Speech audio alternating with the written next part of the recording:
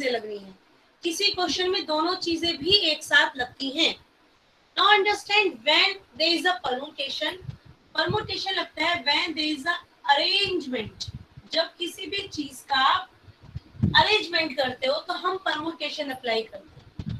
Arrangement कैसे, suppose कीजिए आपकी क्लास के 10 बच्चों को मुझे चेयर पर बैठाना है, मेरे पास 10 चेयर अवेलेबल है और आपकी क्लास से 10 बच्चों को मुझे चेयर पर बैठाना है। तो जब मैं चेयर पर बच्चों को बैठाऊंगी तो अरेंजमेंट भी अलग अलग होंगे, किसी को फर्स्ट चेयर बैठाया, किसी को सेकंड चेयर बैठाया। मतलब मुझे ये बोला गया कि 10 बच्चों को मुझे आगे चेयर पे बैठाना है तो कितने पोज बन सकते हैं, कितने तरीके से बच्चों को मैं बैठा सकती हूँ। तो वहां पर हम क्या बात कर रहे हैं, अरेंजमेंट्स की बात कर रहे हैं, इजंट इट? समझ आ रही है बेटा ये चीज? ठीक है, तो हम कह सकते हैं arrangement of some elements from one place. एक प्लेस से मैंने कुछ एलिमेंट लिए हैं, उनको मुझे अरेंज करना है, दैट इज कॉल्ड परमुटेशन। जब भी हम अरेंजमेंट के बारे में बात करेंगे, फॉर एग्जांपल हमने फंडामेंटल प्रिंसिपल ऑफ काउंटिंग में भी देखा था कि अगर मुझे 5 डिजिट नंबर या 3 डिजिट नंबर बनाना है तो मुझे उनको अरेंज भी करना होता है। सपोज 321 ही है, 321 से बहुत सारे नंबर बनते हैं, 321, 123, 132, that means arrangement matters there. तो जहां भी हम अरेंजमेंट के बारे में बात करते हैं, whenever we talk about arrangement, then there will be the permutation. Is it clear? permutation कब बनता है? अब देखिए सेकंड आता है हमारा combination. When we apply combination, whenever we are having selection of some elements, जब हम केवल सिलेक्शन के बारे में बात करते हैं तो हम कॉम्बिनेशन अप्लाई करते हैं। फॉर एग्जाम्पल अगर मैं ये बोलूं मुझे 11th क्लास से 10 बच्चों की टीम बनानी है, हमें किसी ट्रिप पे जाना है, ओनली 10 बच्चों को मुझे सिलेक्ट करना है ट्रिप के लिए, तो there I am not talking about कि उनको लाइन में खड़ा करना है या उनके लिए पोज में 10 बच्चे सिलेक्ट करना है, then combination will be applied. ठीक है, परमुटेशन तब अप्लाई होता है जब हमें उनको अरेंज करना होता है, कॉम्बिनेशन तब अप्लाई होता है when we talk about only selection. ठीक है, अब एक एग्जांपल और लेते हैं। मान लीजिए फोटोग्राफर ने मुझे 100 फोटोज दी और मुझे कहा इसमें से 10 फोटो मैम आप सिलेक्ट कर लीजिए, आपको फ्री मिलेंगी। In that case I am going to select only.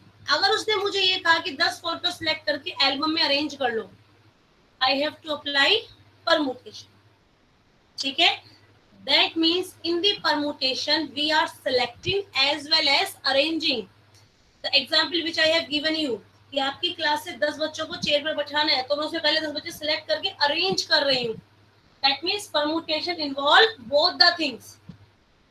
We are arranging the things after selecting from somewhere, but in combination we are only selecting the things. So whether the difference is clear to both all of you? समझ आया दोनों चीजों में difference क्या है? Yes ma'am. Yes ma'am. इस चीज को हमेशा ध्यान रखना, बच्चे बड़े कंफ्यूज होते हैं। अब एक एग्जांपल और लेते हैं, जैसे कि मैंने आपसे कहा, अब आप मुझे बताना जरा, अब आपकी क्लास से मुझे 3 बच्चे सिलेक्ट करना है फॉर द लीडरशिप। लीडरशिप के लिए 3 बच्चे सिलेक्ट करो, क्लास में कौन से 3 बच्चे हैं बताइए। तो what will I apply, combination और permutation? Combination. Combination. Now class, if I have to give them rank also, monitor 1, monitor 2, monitor 3, I want to give the rank to these students, monitor 1, क्या apply करेंगे? Permutations. Permutation. नहीं हो सकता है, पहले एक को 1 बनाया फिर दूसरे को 2। So समझ आए, when we are going to give the rank also for the selection, that means we are arranging them, then we apply permutation. चलिए, this thing is clear. Combination कब अप्लाई होगा, परमुटेशन कब अप्लाई होगा। Now students, अब एक example लेते हैं simple सा, ध्यान से समझना। मैं थोड़ी सी स्पेलिंग लिख रही हूँ अपने नेम की, और डिफरेंट स्पेलिंग लिखी है मैंने, वैसे डबल ही लगाती हूँ, मैंने आई लगाया। अब ये मेरे पास कितने अल्फाबेट्स हैं इसके अंदर? 6 अल्फाबेट्स। ठीक है, मुझे इसमें से 4 अल्फाबेट्स को यूज करके वर्ड्स बनाने हैं। I want to make a words using 4 alphabets from here. What should I apply? Combination or permutation? Combination. Permutation. Permutation. और इसको समझ ही नहीं आ रहा मुझे। आदित्य आप बताइए क्या अप्लाई करना चाहिए मुझे?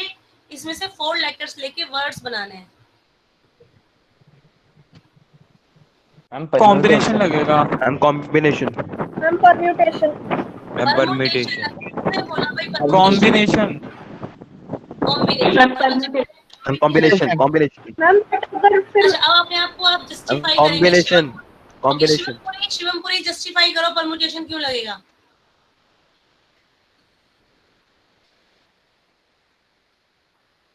हाँ भैया जस्टिफाई करो, बच्चों को बताओ ना। आप परमुटेशन कह रहे हैं तो सब बच्चे सेटिस्फाई होने चाहिए ना आपसे। क्यों लगेगा? मैम इसमें पहले फॉरवर्ड सेलेक्ट करेंगे, फिर हम इसको मैम वो अरेंज करेंगे। देखिए जब मैं वर्ड वर्ड बनाने के बना लिए रही हूँ, मैम देखिए समझिए ध्यान से, बोलेंगे। जब मैं वर्ड बना रही हूँ तो उनको अरेंज करने से वर्ड चेंज नहीं हो गया। whenever we are making words, तो वर्ड्स में केवल थोड़ी कि सिलेक्ट कर लिए, उनको आगे पीछे करते हैं, word is going to be change. तो here we are talking about arrangement। Permutation नहीं, वो कॉम्बिनेशन नहीं लगेगा, परमुटेशन लगेगा। कुछ बच्चों ने मुझे कहा बोथ। उन्होंने क्या सोचा, पहले सिलेक्ट करके फिर अरेंज करेंगे। आई टोल्ड यू परमुटेशन के अंदर ऑलरेडी सिलेक्शन इन्वॉल्व होता ही है। जैसे कि मैंने अभी एग्जांपल लिया था, आपकी क्लास से 10 बच्चों को मुझे चेयर पे बैठाना है, तो 10 तो सिलेक्ट किए ही थे ना मैंने ऑलरेडी। तो चेयर बैठाना मींस उन 10 को वहां से लेके अरेंज करना है, तो परमुटेशन अप्लाई हुआ था। सेम हेयर, अगर मुझे यहाँ से 4 अल्फाबेट्स लेने हैं, I want to make different words, तो उसको अरेंज भी तो करेंगे हम आगे पीछे। It will matters a lot. Word में फर्क पड़ता है अरेंजमेंट का आगे पीछे करने से। तो here we have to apply permutation. Is it clear और नॉट? यस अगर Yes, अभी भी ma'am. किसी बच्चे को लग रहा है कि नहीं कॉम्बिनेशन ही Yes, लगना ma'am. चाहिए, then students can ask me again. Clear है वंशिका? ओके वेरी गुड बेटा। अब देखिए एक एग्जांपल और लेते हैं। मैंने यहाँ पर जो परमुटेशन में लिखी है definition, arrangement of some element from one place, मैंने वन प्लेस जरूर लिखा है, ठीक है। अब इसका मतलब क्या हुआ, अब एक क्वेश्चन और समझाते हैं आपको। अब देखिए आपकी क्लास से मैंने एग्जांपल लिया, 10 बच्चों को चेयर पे बैठाना है, तो आपने कहा परमुटेशन अप्लाई होगा। अब मेरा क्वेश्चन ये है, मुझे 10 बच्चे चेयर पे तो बैठाने हैं, 5 11 से और 5 12 से। अब क्वेश्चन क्या है, I want to make the 10 student to sit on a chair but 5 from 11 and 5 from 12। उस केस में क्या होगा, दो अलग अलग जगह से मुझे चीजें लेनी है। तो ऐसे तो नहीं मैं कर सकती कि 5 आपको लिया आपको अरेंज कर दूं और 5 12th से लिए उनके अरेंजमेंट निकाल दूं फिर ऐड कर दूं, दैट इज रॉन्ग। क्योंकि अगर 5 आप ही का अरेंजमेंट करूंगी उनका अलग, आप लोगों का आपस में भी तो म्यूचुअल अरेंजमेंट होगा, वो मिस हो जाएगा। समझ आ रही है ये चीज? अगर 5 बच्चे आपकी क्लास से लेना है, 5 बच्चे 12th से लेने हैं, तो मैं आप 5 को लेके अरेंज नहीं कर सकती, क्योंकि उसमें 12th के बच्चे भी तो मिक्स होने थे अरेंजमेंट में। समझ आ रही है चीज? तो अगर मुझे दो अलग अलग जगह से चीजों को लाके अरेंज करना है, तो I can not apply permutation directly. कैसे अप्लाई कर दूं मैं एक जगह से चीजें, क्योंकि इस परमुटेशन में क्या होता है, हम सिलेक्ट करके अरेंज करते जाते हैं, तो परमुटेशन अप्लाई करते हैं। अब इस केस में अगर मुझे अलग अलग जगह से चीजें अरेंज करनी है, अलग अलग, तो मैं क्या करूंगी, पहले सब चीजों को इकट्ठा करूंगी एक जगह, तभी तो उनको अरेंज करूंगी आपस में। एग्जाम्पल के थ्रू समझ पा रहे हो, जैसे मैंने अभी आपको एग्जाम्पल दिया। अब 10 बच्चों को मुझे चेयर पे तो बैठाना है, 5 आपकी क्लास से 5 12th से, तो पहले मैं तो सबको इकट्ठा करूंगी ना, 10 के 10 बच्चों को एक जगह, तभी तो उनके अरेंजमेंट कर पाएंगे। ऐसे तो हम कर नहीं सकते कि 5 आपकी क्लास से अरेंज कर दिया आपस में, 5 वहां से, उनके म्यूचुअल अरेंजमेंट कहाँ गए? ठीक है। तो इस केस में जब हमें अरेंजमेंट्स अलग अलग जगह से करने होते हैं, तो पहले हम क्या करते हैं, सिलेक्शन करते हैं अलग अलग जगह से, सबको एक जगह लेके आते हैं, फिर उनमें परमुटेशन अप्लाई करते हैं। ये चीज क्लियर हुई कि नहीं? Yes ma'am. सो इसमें ध्यान देना from Yes, one ma'am. Place. Ma'am अगर एक, हाँ जी बेटा बोलो। मैम परम्यूटेशन में अलग अलग जगह से अरेंज करेंगे और कॉम्बिनेशन में एक ही जगह से कुछ एलिमेंट को सिलेक्ट नहीं करेंगे। बेटा समझिए, फिर से समझिए ध्यान से, हमने ये नहीं कहा परमुटेशन में अलग अलग जगह से करते हैं। परमुटेशन में अगर एक ही जगह से करते हैं तो हम डायरेक्ट अरेंज कर सकते हैं। थोड़ा रियल लाइफ होके सोचो, अगर मुझे एक ही जगह से कुछ चीजों को अरेंज करना है, तो मैं चीजें उठाती जाऊंगी, अरेंज करती जाऊंगी, ठीक है, डायरेक्ट परमुटेशन लगाऊंगी। लेकिन अगर वही अरेंजमेंट मुझे अलग अलग जगह से करना है, कुछ यहाँ से कुछ अलग से कुछ अलग से, तो पहले सब सामान को इकट्ठा करेंगे ना, तभी तो अरेंज करेंगे। इन दैट केस पहले सिलेक्ट करते हैं अलग अलग जगह से, उसके बाद अरेंज करते हैं। एक और एग्जांपल सोचो, सपोज एक एग्जांपल लेते हैं। अब मुझे अपने ड्रेस पैक करनी है एक ही जगह से, मुझे बैग पैक करना है एक ही जगह, सब कुछ पड़ा है, मुझे वहां से बैग पैक करना है, तो मैं चीजें लेती जाऊंगी, पैक करती जाऊंगी, इजंट इट? लेकिन कुछ सामान मेरा यहाँ पड़ा है, कुछ सामान मेरा कहीं और है, किसी और घर में, कुछ सामान किसी और घर में। तो जब पैक करूंगी पहले चीजों को एक जगह इकट्ठा करूंगी ना, तभी तो ढंग से अरेंज करूंगी अपने बैग वगैरह में। समझ आ रही है? तो जब अलग अलग जगह चीजें अरेंज करनी होती है, पहले उन्हें एक जगह इकट्ठा करना पड़ता है, एक जगह सिलेक्ट करना पड़ता है। जब वो एक जगह सारी सिलेक्ट हो जाती हैं, then we have to arrange. अभी आप एग्जांपल्स के थ्रू करेंगे तो आपको समझ आएगा ये चीज। इज इट क्लियर नाउ कि जब मुझे अलग अलग जगह से अरेंज करनी है चीजें, तो पहले अलग अलग जगह से सिलेक्ट करेंगे, उसके बाद उनको एक जगह अरेंज करेंगे। Clear to all of you now? Aditya clear हुआ? Yes, ma'am. मैम क्लियर तो हो गया, लेकिन जैसे आपने कहा कि पहले हम अलग अलग चीज जगह से कलेक्ट करेंगे, फिर उसके बाद अरेंज करेंगे, तो ये परम्यूटेशन होगा या combination? It is a combination of both, first combination then permutation. अच्छा, ठीक है, पहले कॉम्बिनेशन अप्लाई करेंगे फिर परम्यूटेशन अप्लाई करेंगे। अब देखो एक एग्जांपल और लेते हैं, चलिए अभी एग्जांपल लेते हैं, एक और कैसे करना है वो आगे समझेंगे, पहले इसको देखिए। अब मैंने ये भी लिखा, ठीक है। Now I want to make, करना कैसे वो आगे सीखेंगे। I want to make a letter, अब मुझे एक वर्ड बनाना है using 5 letters from these two. ठीक है, अब इस पूरे में से 5 लेने, कहीं से मैं कितने भी ले सकती हूँ, एक तरह इन दोनों से मुझे 5 लेने, इसमें से भी और इसमें से भी, कोई कंडीशन नहीं है 3 यहाँ से 2 वहां से, मुझे कहा इस पूरे शीतल राजपूत में से मुझे 5 लेटर्स लेने हैं, तो आई कैन अप्लाई परमुटेशन।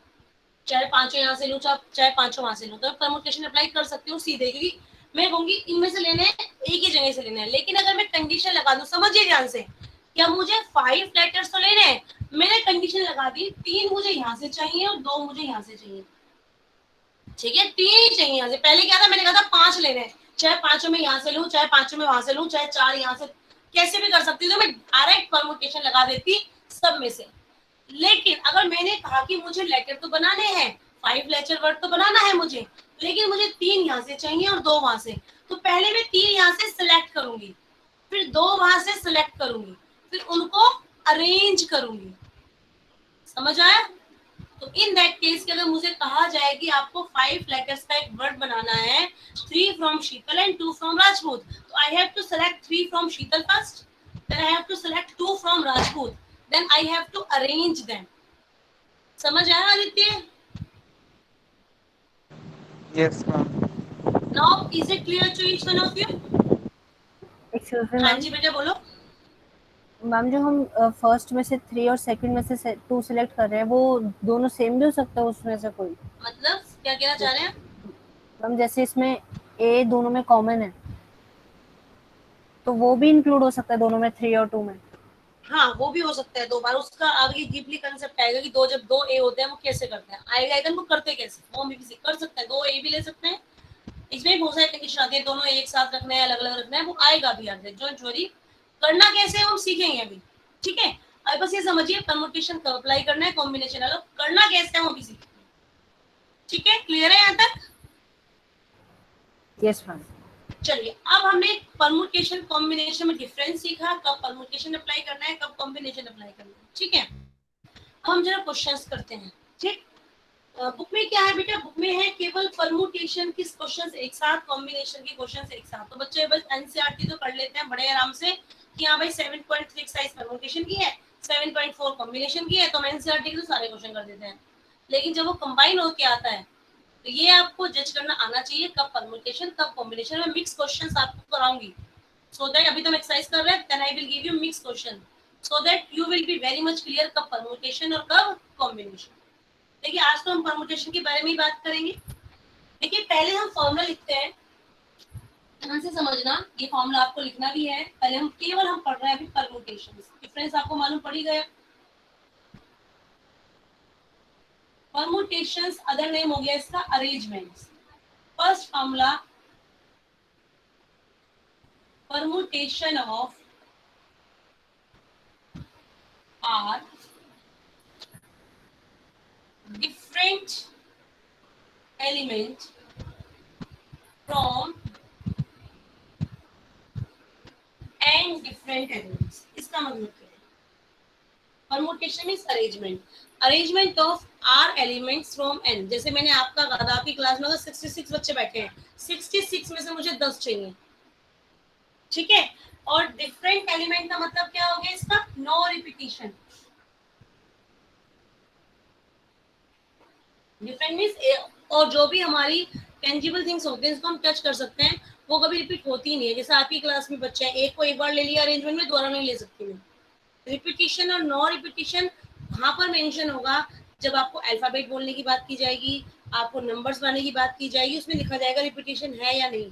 लेकिन ऐसी चीजों में, जैसे मैंने कहा 66 बच्चे क्लास में, 10 मुझे अरेंज करना है, तो वहाँ ऑटोमेटिकली क्लियर है बेटा रिपीटिशन है कि नहीं। वो चीज है, एक इंसान है, दोबारा रिपीट कहाँ से करोगे उसको, ठीक है, समझ आ रही है। तो ये जो हम फॉर्मूला लगा रहे हैं, ये तब लगा रहे हैं permutation of r different elements from n different, that means no repetition. In that case जो परमुटेशन का फॉर्मूला होता है that is n p r. ये सिंबॉलिक फॉर्म है, सिंबल लिया है हमने परमुटेशन के लिए। क्या यूज करते हैं, एन पी आर, एन में से मैंने आर लेना है, ये सिंबल है।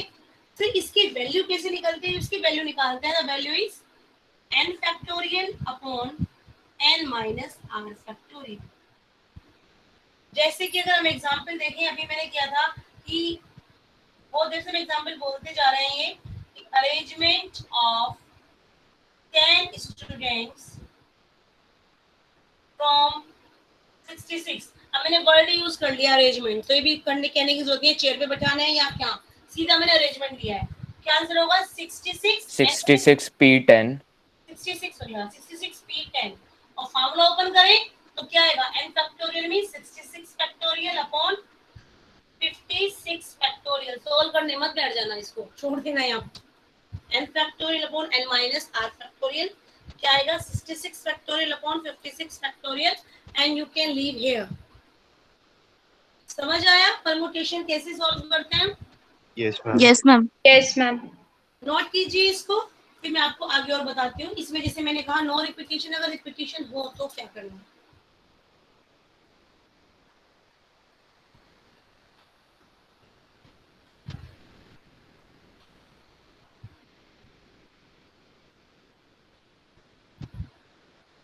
ऊपर वाला नोट किया बेटा?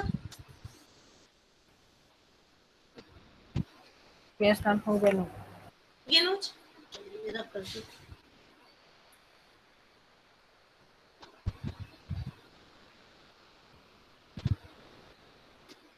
इसके बाद देखिए स्टूडेंट्स, अगर इफ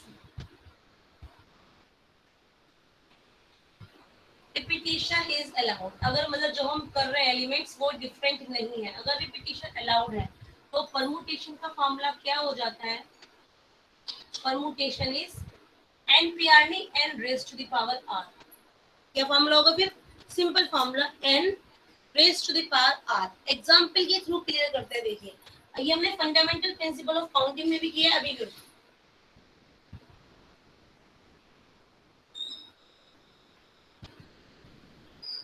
अब ये हमारे पास कुछ डिजिट्स हैं।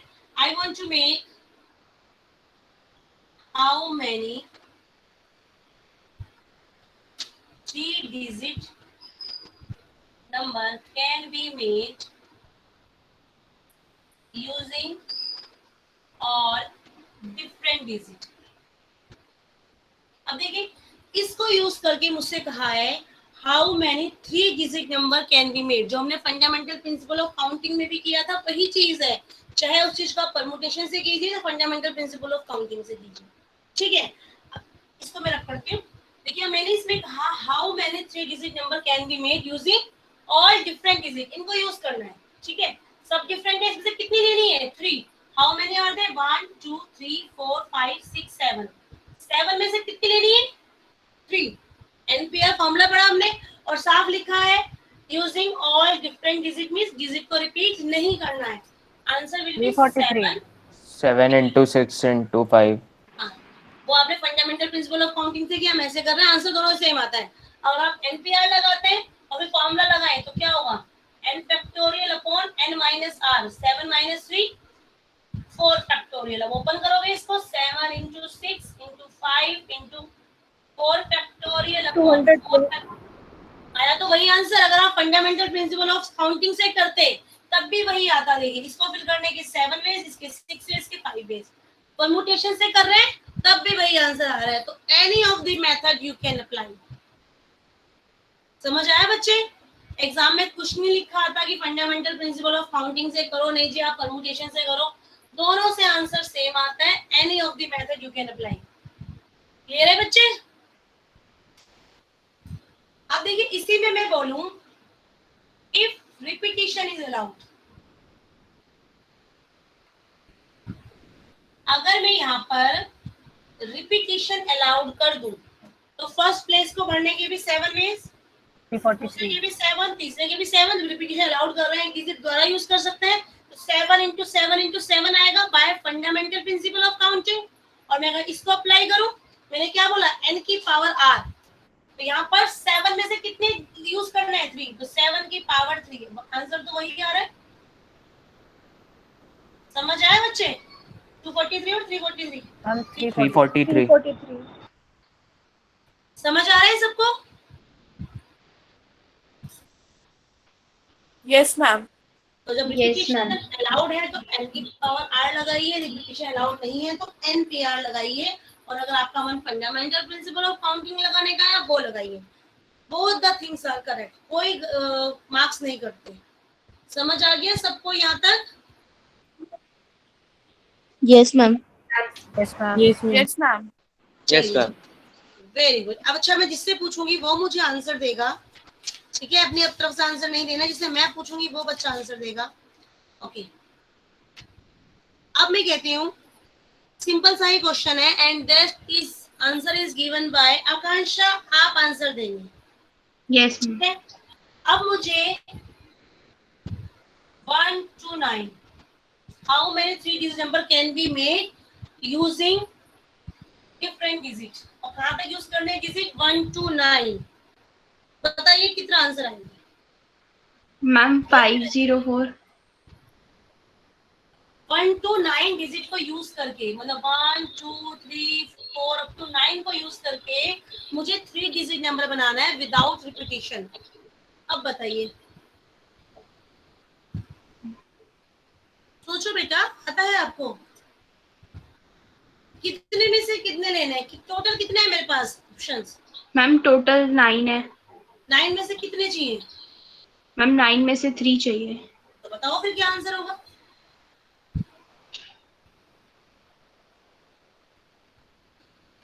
हाँ बताओ बेटा, फिर 9 में से 3 चाहिए तो बताइए आंसर क्या होना चाहिए?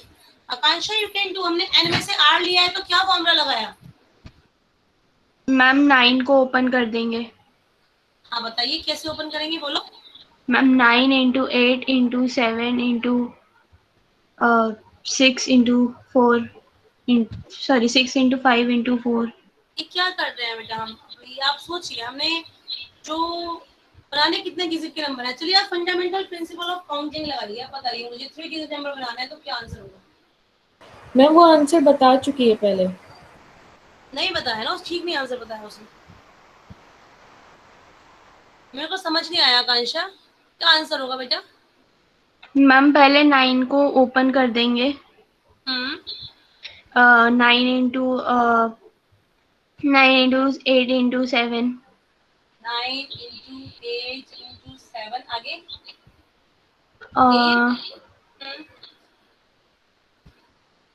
मैम अपॉन में वो 3। अपॉन में जो मैम आपको 3 सिंबॉलिक फॉर्म में बोलो। अच्छा सिंबॉलिक फॉर्म में जो मैंने फॉर्मूला लगाया था NPR, उस तरीके से फॉर्मूला लगाओ पहले। तो यहाँ पर अगर मैं इस फॉर्म में बोलूँ तो क्या आंसर आएगा? इसको छोड़ते हैं हम, इस तरीके से बताओ कि इस तरीके से मुझे कितने में से कितने, यहाँ पर मुझे n में से r अरेंज करने थे, मैंने फॉर्मूला लगाया NPR। यहाँ पर कितने में से कितने अरेंज करने हैं? 9 में से 3 अरेंज करने हैं। क्या आंसर आना चाहिए? इसी फॉर्म में बताओ।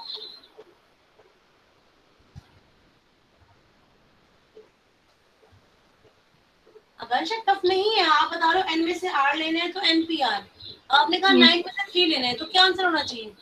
मैम n में 9 आएगा और r में 3। हाँ तो बोलो ना बेटा, क्यों डर रहे हो? यही तो पूछा है। 9p3, ठीक है, यही तो पूछा है सिंपल सा। अब 9p3 क्या होता है धीमंत? धीमंत बताओगे Yes, तो क्या ma'am. बात है? हाँ जी, कैसे बोले इसको?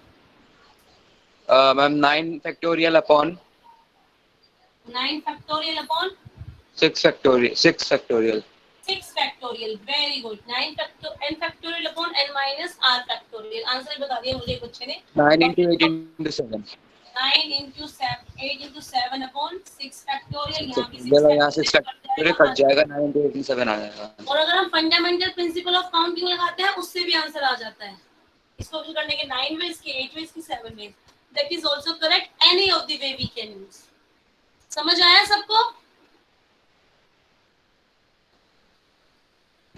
समझ आ रहा है तो मैं आगे बताऊं, नहीं तो फिर और सब एग्जांपल।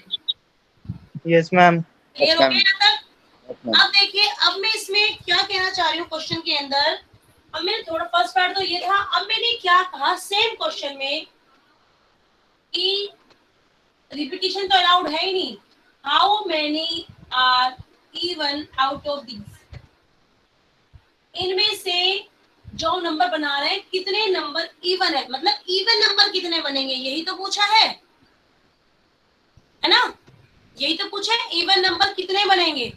तो जब हम 1 से लेकर 9 तक डिजिट ले रहे हैं, इसमें से अगर मुझे 3 डिजिट का इवन नंबर बनाना है, अगर मैं देखो 3 डिजिट का, तो इसको इवन होना चाहिए, इजंट इट? समझ रहे हैं चीज को? अगर मुझे 3 डिजिट का इवन नंबर बनाना है, मेरे पास डिजिट है 1 से लेकर 9 तक, तो यहाँ पर या तो 2 रहेगा या 4 या 6 या फिर 8, है ना? तो इसको फिल करने के कितने वेज हुए? 4 वेज। 4 इसको फिल करने के यहाँ तो कुछ भी हो सकता है। इसको फिल करने के 8 8 वेज। इसको फिल करने के मैम 7 वेज। तो ये तो मैंने फंडामेंटल प्रिंसिपल ऑफ काउंटिंग लगा दिया। बच्चे कहेंगे मैं आपको चीटिंग कर रहा हूँ, फंडामेंटल प्रिंसिपल ऑफ काउंटिंग लगा रहे हो, परमुटेशन से बताओ मैं कितना आंसर आ रहा है? कितना? 224। ठीक है, अब ये तो मैंने फंडामेंटल प्रिंसिपल ऑफ काउंटिंग से कर दिया। अब इसको अगर मुझे परमुटेशन से करना होता, सही ये भी है। अब बच्चे कहते हैं इसमें मैडम परमुटेशन लगवाओ, हमें नहीं पता, आपने तो ऐसे ही कर दिया। अब देखिए, ऐसे वाले केसेस में अगर मुझे परमुटेशन लगाना हो तो मैं कैसे परमुटेशन लगाती हूँ, ध्यान से समझिए। इसमें 3 प्लेस तो मुझे भरना है, लेकिन इसके लिए 4 कितने, 2 4 6 8, दैट मीन इसके लिए n कितना है, 4 में से सिलेक्ट कर सकती हूँ। इसको मैं कितने में जो बचा उसमें सिलेक्ट कर सकती हूँ, लेकिन इसके लिए जो टोटल ऑप्शन हो गए वो अलग हो गए। तो हम इसका परमुटेशन अलग करेंगे और इन बाकी 2 का परमुटेशन अलग करेंगे। ये चीज समझिए कि whenever we are applying permutation, अगर किसी एक के लिए कोई कंडीशन लग जाती है, हमने कहा इस पर इवन नंबर आना चाहिए, तो इसके वेज हम अलग निकालेंगे, इसके वेज अलग। समझ रहे हो? सो वेज फॉर वंस प्लेस या यूनिट प्लेस भी कह सकते हैं। जो हमारा यूनिट प्लेस है, ये वाला प्लेस है, इसके वेज कितने होंगे, कितने इसमें कितने बढ़ना है, 2 से 4 6 से, तो 4 वेज है। ये हम लगाए तो 4 में से एक बढ़ना है, 4p1, जैसे हम करते हैं ना NPR, परमुटेशन लगाना चाह रही थी मैं, तो 4 में से मेरे को एक ही तो फिल करना है, इसको मैं अलग सॉल्व कर रही हूँ, इसको 2 को अलग सॉल्व करूंगी, तो क्या हो जाएगा 4p1। और अगर मैं परमुटेशन से ओपन करूँ इसको तो कितना आएगा, 4 फैक्टोरियल अपॉन 3 फैक्टोरियल 4। और ही आंसर आ रहा है, और वैसे भी आप 4 ही बता रहे थे, इसका तरीका अलग हो गया। अब ये बचे 2, इसके लिए टोटल कितने बचे अब 8, इजंट इट? एक तो मैंने भर दिया यहाँ पर, मेरे पास 9 ऑप्शन थे, एक का मैं यहाँ कर चुकी हूँ, अब बचे 8। 8 में से कितने प्लेस भरने हैं, 2। So ways 8p2 to arrange remaining, it will be 8p2, that means 8 factorial upon 6 factorial. factorial। तो कितना आएगा, 8 into 7, 56 8 into 7।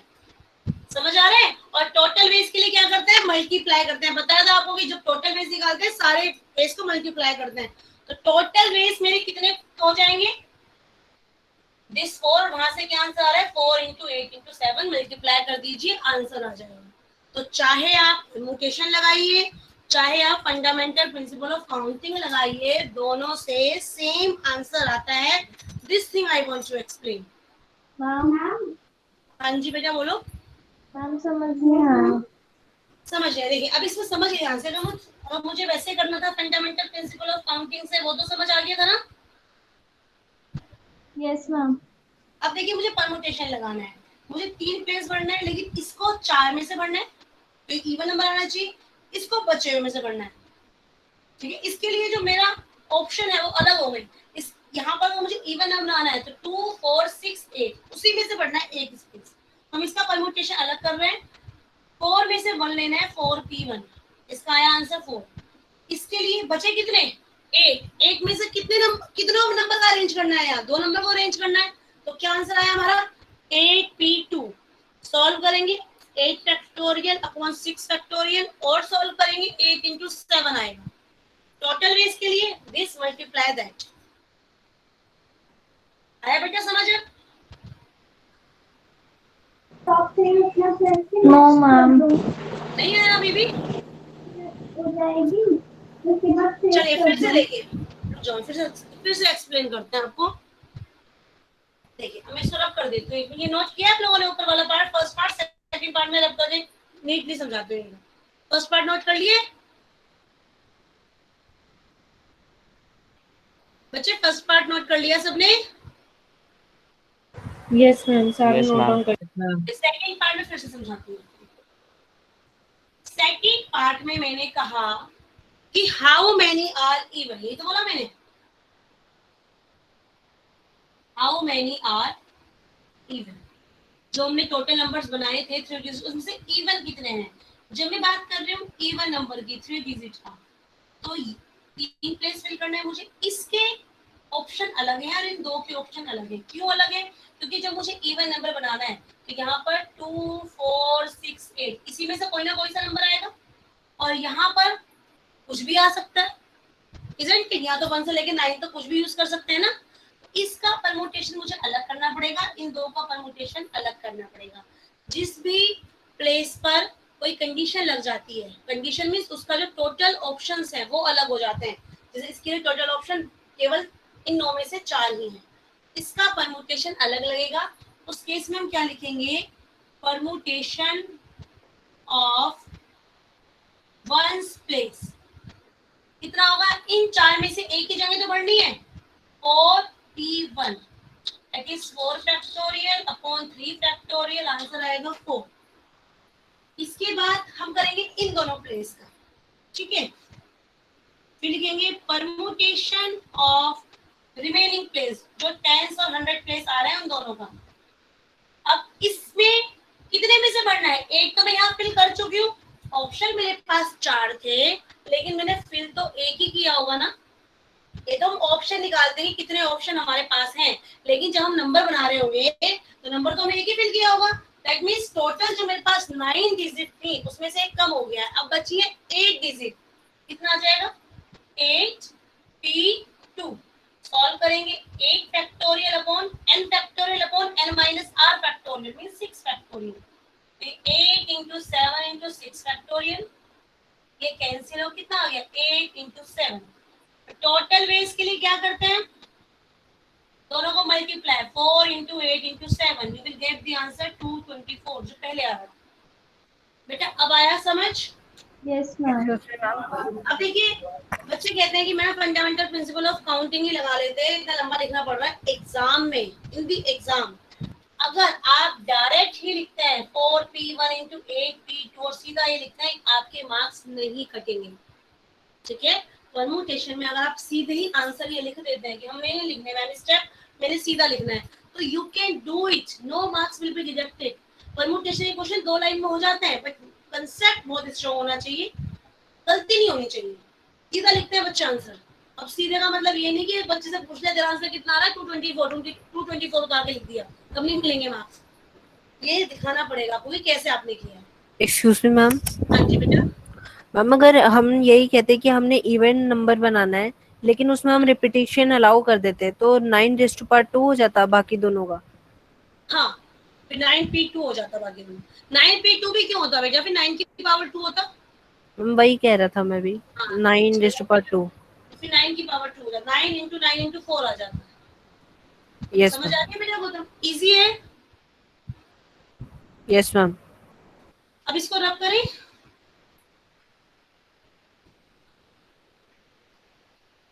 अब मैं इसको Yes, रब ma'am. करती हूं। अब ये बताइए मुझे, एक में कौन बच्चा बताएगा कि मैं इसको कर दूं हाउ मेनी आर ओड। अब मैंने ओड कर दिया है और आई एम रबिंग दिस। अब मुझे बताएंगे कौन बच्चा मुझे आंसर बताएगा। पहले मैं पूछती हूँ किसको? अंकिता, आप बता पाएंगे आंसर? अंकिता, राघव,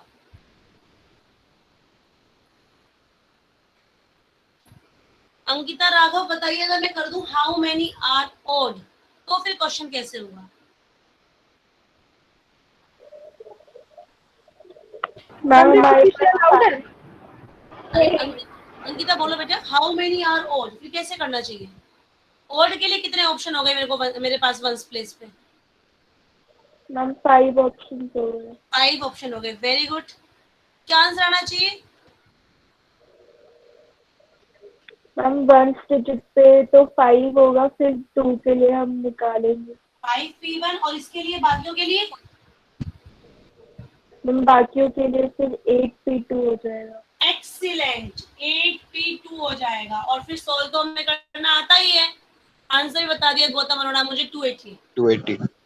हाँ, इसको आप सोल्व कर देंगे, 8 × 7 बनेगा, ये 5 बन ही रहा है, आंसर इज 280। तो जैसे मैंने ये किया ना, एग्जाम में आप भी कर सकते हैं।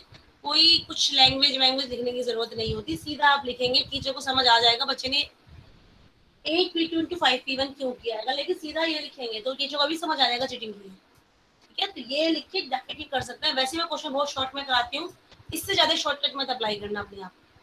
ठीक है, तो यहाँ तक सबको क्लियर हुआ?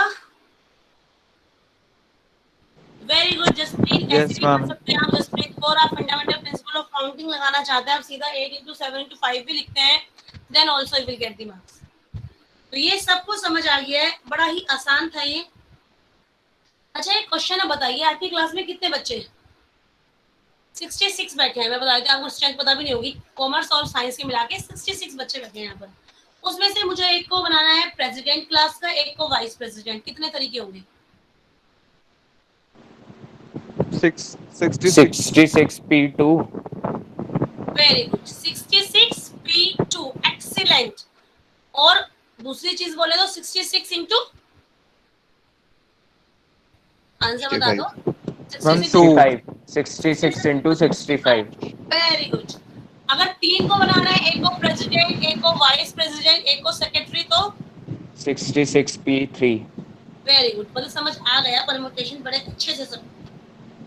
ठीक है, अब देखिए कुछ क्वेश्चन सिंपल से हैं, ये तो हमने अभी एप्लीकेशन किया परम्यूटेशन का। अब परम्यूटेशन की कुछ कैलकुलेशंस भी है, इसको रब कर दे। समझ आ गया सबको अच्छे से? इसको हम रब कर देते हैं। अब देखिए, अगर मुझे क्वेश्चन ये सॉल्व करना है कि n-1 PR, इसका मतलब क्या है? n-1 में से हम 3 चीजें, n-1 P3, ये क्वेश्चन बुक का ही है, रेशियो n/P4 में साथ साथ ही करेंगे, इज इक्वल टू 1/9 दिया हुआ है मुझे। ठीक है, then I need to find out the value of n। ऐसे क्वेश्चंस भी आ जाते हैं।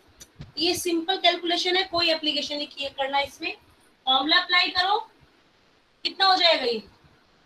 n-NPR का फॉर्मूला क्या होता है? n factorial upon n-R factorial. तो कितना आने वाला है ये? ठीक लिखा मैंने? ठीक लिखा है भाई मैंने? गलत तो नहीं कर दिया कुछ? मैम गलत वाली फीलिंग आ रही है। गलत वाली फीलिंग आ रही है क्या? मैम सही है, वो आपने सही है। n फैक्टोरियल से n नहीं, फैक्टोरियल जिसको कट कर फीलिंग आ रही दिया। है, देखिए ना क्या गलती लग रही है बेटा, बताओ हो सकती है गलत? क्यों नहीं हो सकती?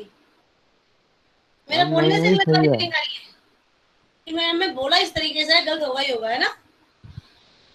है बेटा? मैं बहुत मैम मतलब ये ऐसे नहीं हो सकता n-1 फिर अलग से -3 फैक्टोरियल। n माइनस 1 माइनस 3 ऐसे कह रहे हो ना, तो बात तो वही है, n माइनस 4। नहीं मैम, n-1 फैक्टोरियल फिर -3 का। नहीं नहीं, ऐसे नहीं होता। लेकिन जब करते हैं NPR को, हम n factorial upon n minus r का होल फैक्टोरियल लिखते हैं। हम ये नहीं लिखते, ये थोड़ी लिखते हैं हम, ठीक है। होल फैक्टोरियल होता है माइनस करने के बाद। तो ये बिल्कुल ठीक है जो मैंने लिखा है, ठीक है बेटा, समझ आ गया? मैम हम इसको ऐसे भी तो कर सकते हैं, n-1 into n-2 into n-3 into हाँ, n-4 लिखेंगे फैक्टोरियल। वो भी करेंगे बेटा, डोंट वरी। अब रेशियो है मींस अपॉन, इसको ओपन करो जरा, कितना आएगा? n फैक्टोरियल अपॉन कितना? n minus 4 factorial. n minus, हमको बच्चों ने आंसर निकाल भी दिया होगा, 1/9। ये इससे कैंसिल हुआ, मेरे पास आया n minus 1 factorial upon n factorial is equal to 1/9। अब जरा मुझे बताओ मैं कैसे सॉल्व करूं? मैम नीचे n into n ma'am minus n 1 into n factorial. Minus 1 very factorial. Good, ध्यान रखना हमेशा, जो बड़े वाला फैक्टोरियल होता है उसको ओपन कीजिए। जैसे n माइनस 1 फैक्टोरियल है, मैं इसको जब ओपन करूंगी n माइनस 1 n माइनस 2 ऐसे ही तो आएगा। इस वाले को मैंने ओपन किया n माइनस 1 फैक्टोरियल। समझ आया या नहीं समझ आया? आ गया समझ सबको? Yes ma'am. ये क्या किया मैंने, समझ आया? और ये इससे कैंसिल हुआ, n की वैल्यू 9 आ गई। 9 आ गई। सबको समझ आया? Yes ma'am. चलिए जी, अगर समझ आया तो एक क्वेश्चन आपके लिए।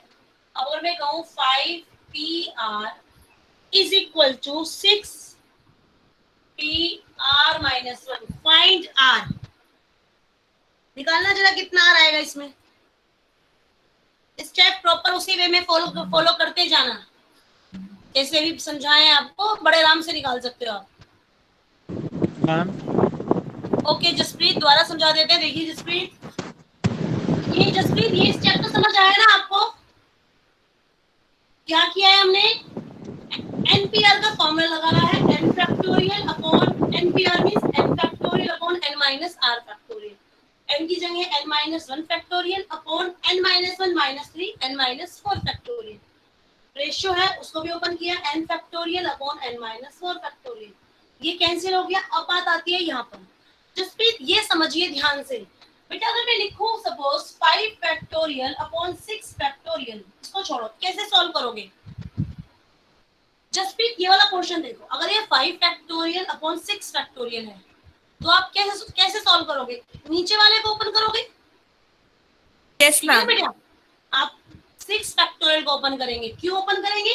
क्योंकि मुझे पता है जब मैं 6 फैक्टोरियल को ओपन करूंगी तो 6 इंटू से कम लेंगे, कैंसिल हो जाएगा, ठीक है। तो सेम चीज मैंने इसमें अप्लाई की। n माइनस 1 है, n है, तो मैंने क्या किया, n माइनस 1 इसको ओपन किया, n उसके बाद क्या आएगा, एक कम करेंगे तो n माइनस 1, एक और कम करेंगे n माइनस 2, 1 तक जाएंगे, या हम कह सकते हैं n into n minus 1 factorial. ये इससे कैंसिल होगा, 1 upon n is equal to 1 upon 9, तो n की वैल्यू आएगी 9। जसप्रीत क्लियर है? यस मैम क्लियर है। Very good. अगला क्वेश्चन करो। हृदयजीत ने आंसर भी दे दिया मुझे अगले क्वेश्चन मैम का। 2 वैल्यूज आ रही है 9 और 4, 9 रिजेक्ट हो जाएगी। Very good. क्यों रिजेक्ट हो जाएगी अभिनव? मैम वो है ना, 9n से बड़ा आ रहा है ना। हाँ 9n से बड़ा आ रहा है और हाँ, क्योंकि सेलेक्ट मैं कर रहे, 5 में से अरेंज 9 करने को की कैसे कोशिश कर अरेंज रहे हैं ना। करूंगी? यस ठीक है? मैम। इसमें इस वाले क्वेश्चन में क्वाड्रेटिक इक्वेशन मिलेगी, r की 2 वैल्यू आएंगी 9 और 4। हम 9 को रिजेक्ट करेंगे बिकॉज r कभी भी n से बड़ा नहीं हो सकता है। समझ आया बेटा सबको?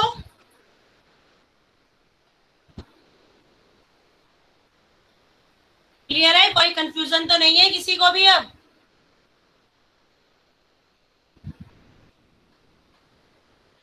आ गया सब, शिवमपुरी का आंसर भी आ गया 4। सब बच्चों का आंसर आ जाए तो मुझे बता देना बस कि मैम हमने आंसर निकाल दिया, we have done that. Very good Shivam. Aditya, r की वैल्यू तो -5 आ रही है मेरी। ओह माय गॉड, कैसे? r की वैल्यू दोबारा से देखो, अपनी मिस्टेक, कुछ गलती कर रहे हो आप। 9 और 4 आएगी, क्वाड्रेटिक बनी थी आदित्य। 4 और 9 आ रही है। हाँ, तो 9 को हम रिजेक्ट कर देंगे, वाई? क्योंकि R कभी भी n से बड़ा नहीं हो सकता। 5p9 कैसे हो, 5p9 कैसे हो सकता, 5 में से 9 चीजें कैसे अरेंज कर दोगे? ठीक है, तो 9 will be rejected, 4 will be the answer.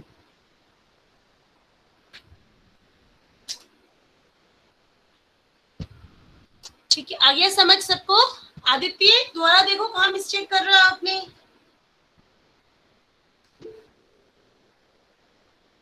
Screen is not visible, wait a minute class, एक मिनट जो था।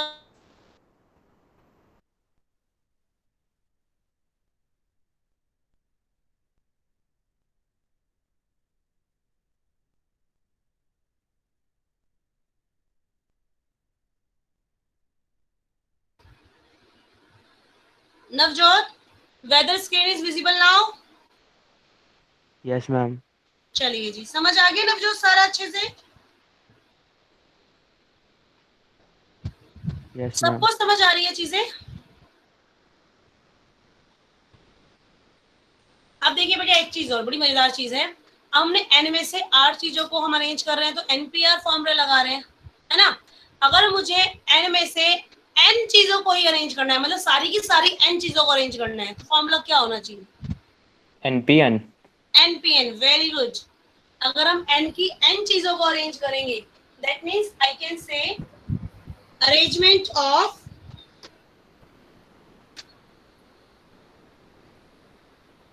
मैम उसमें तो ऑफ n फैक्टोरियल अपॉन 0 आ जाएगा।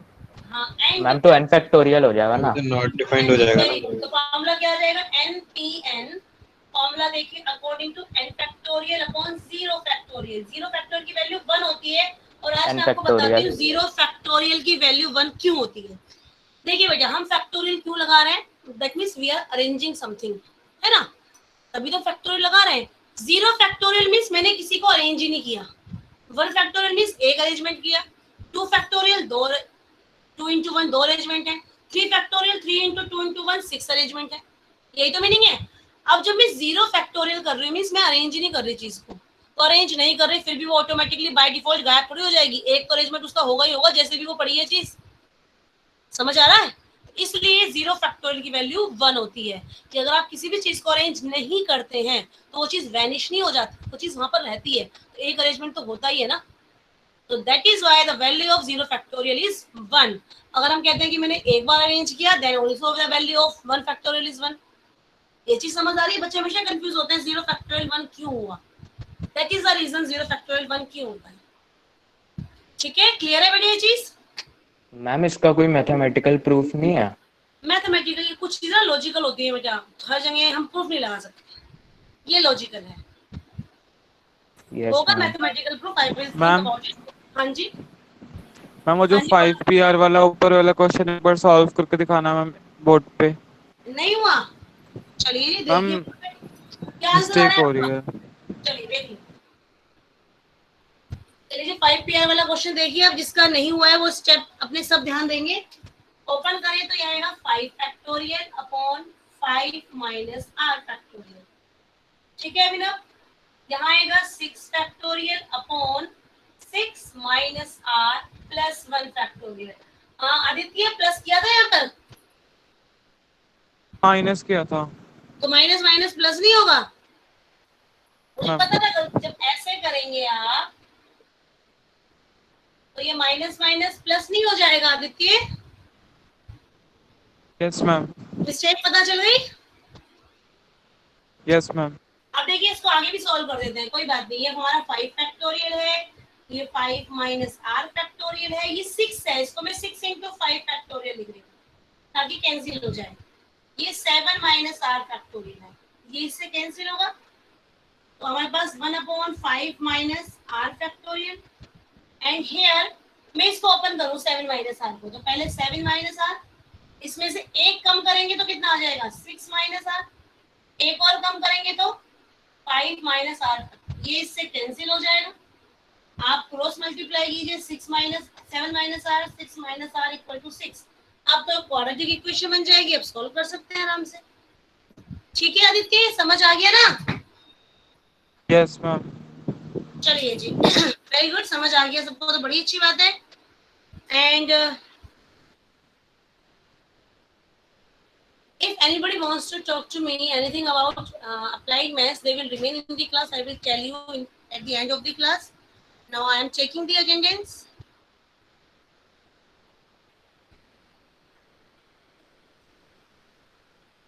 अभिनव झा, मुझे अपने आप को ना देखा करो, मैं